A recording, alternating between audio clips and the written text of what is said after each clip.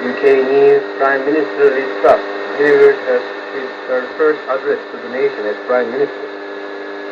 The PM outlined her three priorities in office: growing economy through tax cuts and reform, dealing hands-on with the energy crisis, and improving access to the National Health Service. Truss appointed former Work and Pension Secretary Theresa Coffey as the new Health Secretary and Deputy Prime Minister.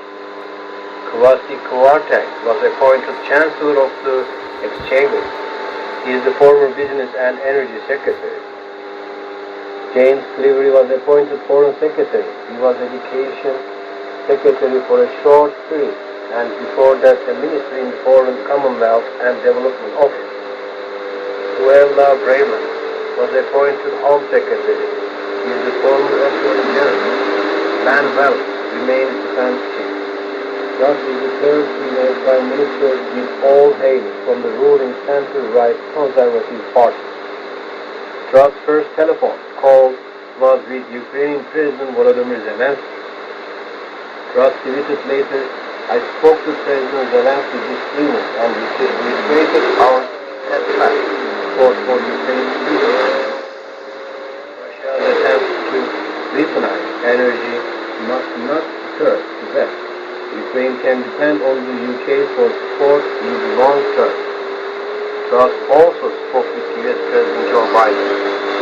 The Downing Street statement said Biden congratulated Truss and Truss looked forward to working with Biden as leaders of free democracies to tackle shared challenges, particularly the extreme economic problems unleashed by Putin's war.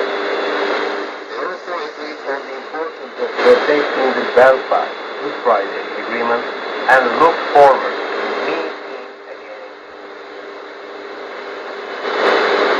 The International Atomic Energy Agency, IAEA, requested the establishment of a nuclear security and safety protection zone around the Zaporizhzhia nuclear power plant in Ukraine.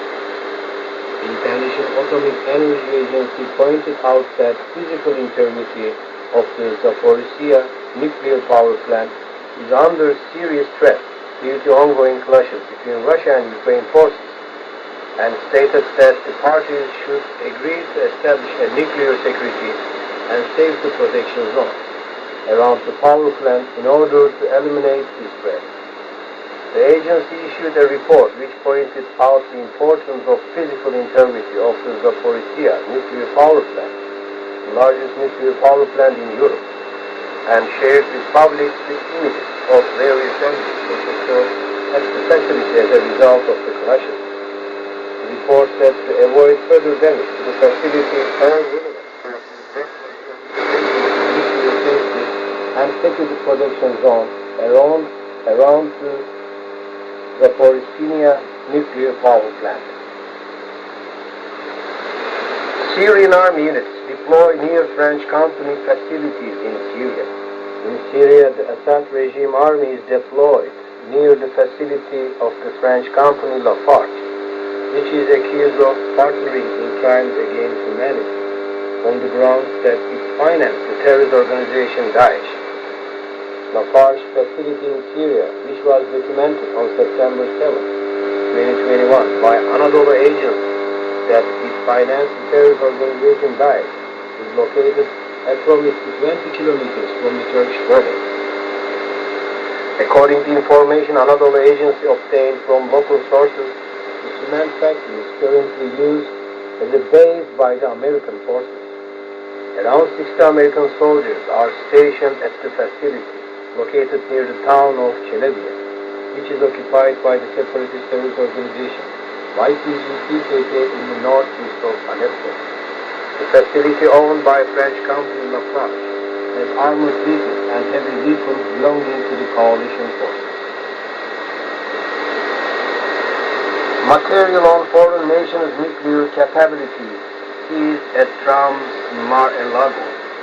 According to news of the US-based Washington Post newspaper, a document on the military nuclear capabilities of a foreign country was found among the documents seized the FBI raid on Donald Trump's home in Florida last month. The Washington Post did not provide information on the country in question and whether it is an ally with the United States. In its news based on sources that are stated to have knowledge of the subject. On August 8th, the FBI seized more than 11,000 official documents and photographs from the former U.S. President's home. According to the Washington Post, some of the seized documents are not only classified documents, but also contain details of top-secret U.S. operations that require special permission. The U.S. Department of Justice is investigating the charges of extracting official documents from the White House, which Trump left in January 2021, and storing them at his residence.